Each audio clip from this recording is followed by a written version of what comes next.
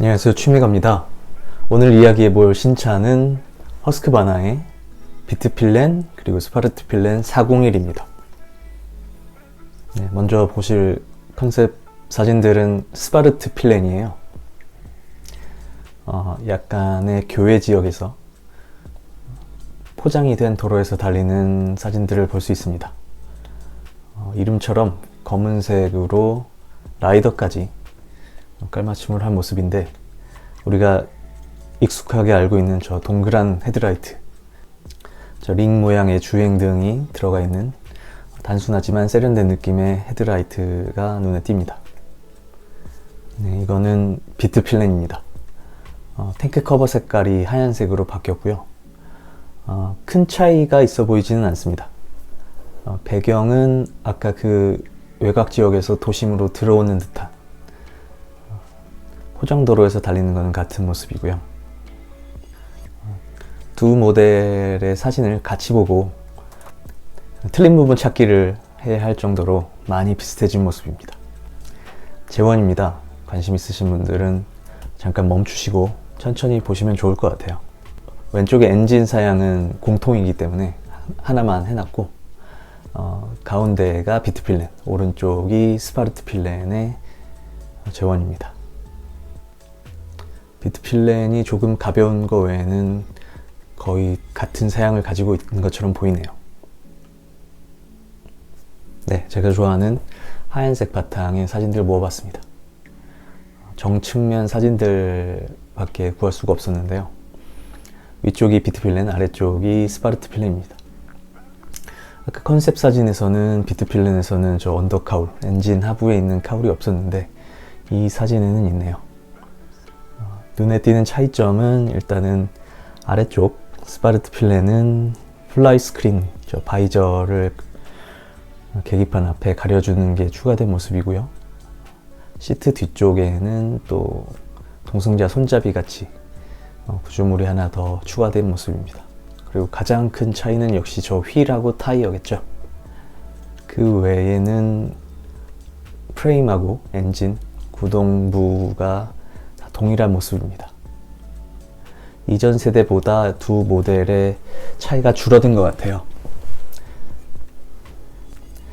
지금 이 슬라이드가 이전 세대하고 비교를 위한 슬라이드입니다. 색상은 이름에 하얀색과 검은색이 들어가 있기 때문에 그대로 가져왔는데, 가장 큰 차이점은 핸들바의 높이의 차이가 많이 줄었습니다. 언뜻 보면 필렌 401은 핸들바도 동일한 것처럼 보이는데 약간의 차이가 있는 것 같아요. 첫 번째 슬라이드를 보셨을 때 눈치를 채신 분도 있을 텐데, 비트필렌이 조금 더 평평한 핸들바를 가지고 있어서 높이 차이가 살짝 나는 것 같아요. 하지만 이전 세대를 보면 이전 세대 비트필렌은 트리플 클램프하고 같은 선상에 있는 많이 엎드린 자세를 요구하는 핸들바의 위치였는데, 지금은 이제 차이가 없어졌죠. 위아래를 비교해서 보시면 이번 세대는 탱크 커버가 프레임을 넘어서 앞 서스펜션까지 닿아있을 정도로 앞으로 길게 빠진 모습입니다. 만약에 그게 빠지지 않았다면 앞쪽의 탱크의 길이가 굉장히 짧은 거죠. 위쪽의 이전 세대와 비교해도 많이 짧은 모습이라, 그렇게 짧은 탱크에 아래로 내려간 핸들바는 어울리지 않다라고 보여집니다. 저는 그게 핸들바로 포지션 차이를 크게 둘 수 없었던 이유이지 않았나 생각해요. 저런 탱크 형상에 만약에 앞으로 디자인을 빼지 않았다면 약간 오프로드 바이크가 생각날 정도로 짧은 탱크 길이입니다.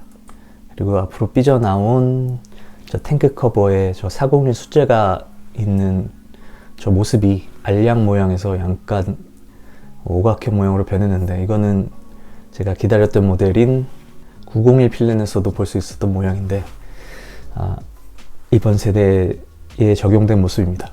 그렇게 앞으로 길게 빠진 탱크 커버와 함께 뒤쪽으로도 시트가 길게 빠졌습니다. 그래서 이전 세대하고는 사실 모든 게 바뀐 모습이에요. 프레임도 달라지고 엔진의 모양도 같은 단기통이지만 새로운 엔진으로 보여집니다. 그리고 스윙암 모양도 바뀌었고요. 하지만 그 중에서도 가장 큰 변화로 보이는 거는 저 탱크하고 시트까지 이어지는 저 라이더가 올라앉는 부분의 길이가 아주 길어진 모습입니다. 뒤로도 길어지고 앞으로는 디자인적으로 저 커버를 서스펜션까지 뽑아냄으로써 앞뒤로 굉장히 길어진 모습입니다. 디자인적으로 봤을 때는 가장 큰 차이점으로 보여요. 일견 이해가 가는 모습입니다. 제가 처음에 이전 세대의 401을 봤을 때는 저 라이더가 닿는 저 부분이 너무 작은 거 아닌가라는 생각을 했어요. 물론 저는 한번 앉아보긴 했는데 앉아서 봤을 때는 큰 차이가 없습니다. 혼자 앉았기 때문에 뒤쪽에 누굴 태우지 않아서 두 명이 탔을 때 어떤 느낌인지는 생각하지 않았고, 혼자 앉았을 때는 사실 큰 불편함이 없었는데 저와는 체형이 다른 분이라든가 뒤에 사람을 태워야 될 상황에서는 다른 이야기가 될 거라고 생각합니다. 하지만 저같이 혼자서 별 불편 없이 앉을 수 있던 사람도 옆에서 봤을 때는 어색함이 있었어요. 미니바이크처럼 많이 줄어든 느낌, 작은 느낌, 실제로 몸으로 느끼는 것과 다르게 눈으로 봤을 때 좀 익숙하지 않은 그런 비율의 저 상부 크기였습니다. 이번에 이렇게 그 부분이 크게 길어진 이유도 그런 쪽으로 피드백을 받았지 않았나 싶어요. 네, 이걸 보면 조금 더 비교가 될 것 같은데요. 위쪽이 이전 세대하고 아래쪽은 지금은 단종됐지만 저 401 이전 세대하고 같이 나왔던 701입니다.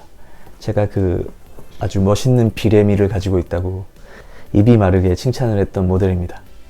그리고 아래쪽 오른쪽에 있는 거는 같은 프레임, 같은 샤시를 공유하고 있는 KTM의 듀크 390입니다. 네, 위아래로 왼쪽에 있는 걸 비교하시면 사실 아래쪽 701도 탱크하고 시트가 이전에 우리가 익숙하던 다른 모델들에 비해서 굉장히 짧아졌죠. 그래서 제가 좋아하는 비레미가 나오기도 했는데 401은 그것보다도 더 짧은 느낌입니다. 같은 비례여도 701이 휠베이스가 조금 더 길기 때문에 약간의 여유롭게 디자인을 할 수 있었다면 401은 저 비율을 유지하려면 조금 더 작아져야 되지 않았나 싶어요. 그래서 바이크만 봤을 때는 멋있다, 매력적이다라고 볼 수 있지만 사람이 앉은 모습을 보게 되면은 좀 작지 않나라는 생각을 하게 되는 비율이었던 것 같습니다.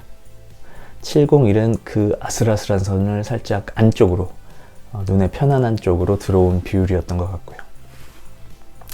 그래서 그 비율을 해결하기 위해서 이번에 새로 나온 450 필렌 시리즈는 그 앞뒤 길이를 길게 뺀 것 같아요. 휠베이스는 큰 차이가 있어 보이진 않지만 짧은 탱크를 가리기 위한 앞으로 뺀 디자인하고 시트를 뒤로 뺀 디자인이 합쳐져서 저 라이더가 위에 올라타는 부분이 이전 세대하고는 비교가 안 될 정도로 길게 빠진 모습입니다. 특히 뒤쪽은 뒷바퀴에 브레이크 로터 부분을 기준으로 봤을 때 어디까지 넘어가느냐를 보시면 그 차이를 쉽게 비교해 보실 수 있을 것 같아요. 그리고 아래 듀크입니다. 같은 프레임을 가지고 있어서 비슷한 포지션이 나올 텐데 듀크는 연료 탱크를 위로 높게 솟게 만든 것 같아요.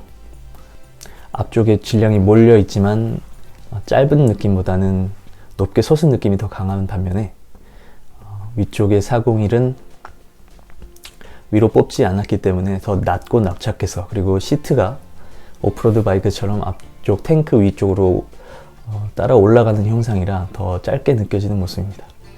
후방 후미등까지의 길이를 보면 위쪽에 비트필렌 401이 더 길게 빠진 모습이고요.